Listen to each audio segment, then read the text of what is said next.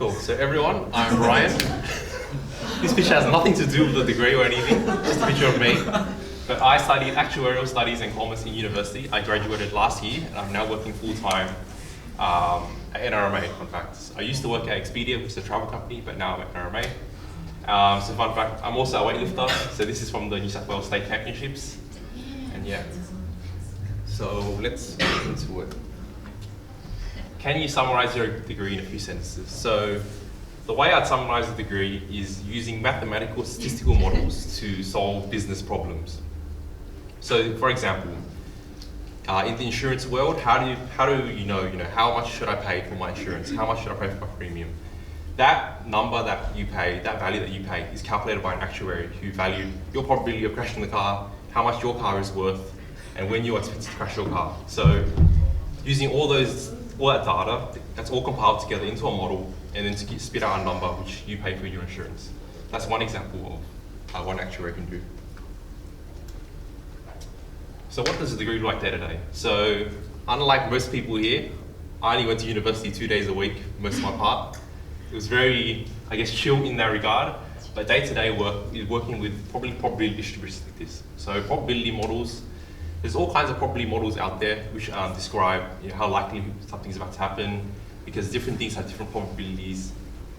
But the general gist of it is working a lot of probability, working a lot of mathematical models, and also later on you also have code. So knowing how to code to use, because not everything can be done by hand. You would use a calculator. Computers are more powerful than humans, obviously. So knowing that later on will also be more important. How does this work compared to high school? So one big thing compared to high school is teamwork. So in high school, you can literally talk to no one and still do really well. In university, you have to talk to people, you have to deal with people who you don't like, who do no work in your team. And it's something you've got to deal with. And it's, I guess, part of working within the business world, because when you work in the real world, you have to work with other teams as well. Some people you might like, some people might not like. So in the end, that's the biggest difference in high school. And also one big thing also is that you have to show initiative yourself. If you don't study, you will fail, and no one's gonna be there to help you. So you've got to understand that you've got to want it bad enough to, I guess, do well or succeed within your exams. So why did you choose the degree? What influence factors is most? So actually how I chose my degree was literally, I typed into Google, degrees for people who like maths. And this is the first thing that came up. It starts with A as well, so it's literally the first thing I picked. So when I looked more deeply into it, I read about the money, I read about the prestige, etc. But that is not the reason to be doing any course or any career in general. But when I did go into university, and what stopped me from, I guess, changing courses or anything, is the challenging aspect of it. So being actuarial studies, I guess we've all heard, some of you may have heard, all the rumors, how it's very hard, etc., etc. But with that does come, I guess, a very rewarding experience when you don't fail, when you do well in the exam. Because you did well in the exam, which is not easy, it's not many people did well in, or most people can't do, so yeah. So what type of person would you recommend your degree to? So if you're someone who likes to, I guess, quantify things in life, you want to think about your cost benefit, is this worth my time? Could I be doing something else that's better?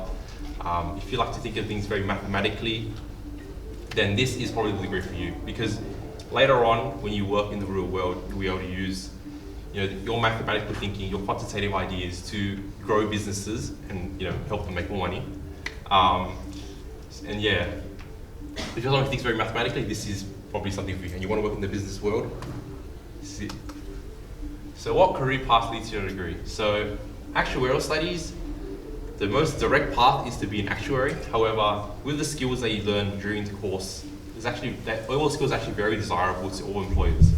So there's actually many kind of degrees that can come out of actuarial studies. You can work in finance, you can be an investment banker, you can work within management consulting, which is telling companies of how to improve their businesses. You can work as a data scientist.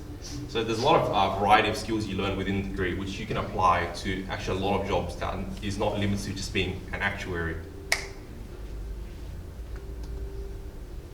So what are the most common misconceptions about your degree? So one thing that people, I think it's maybe something people say, is that the actuarial degree is all maths. It's maths.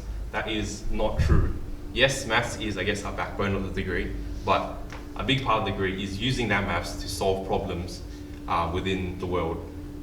So not only is it, just solving the equations on paper, you've got to actually use those equations and apply them into a business perspective. So for example, if a stock is worth $20, but the stock has no employees or whatever, how would you, or like it's making this much money, how would you price this stock? Is it really worth $20 or not?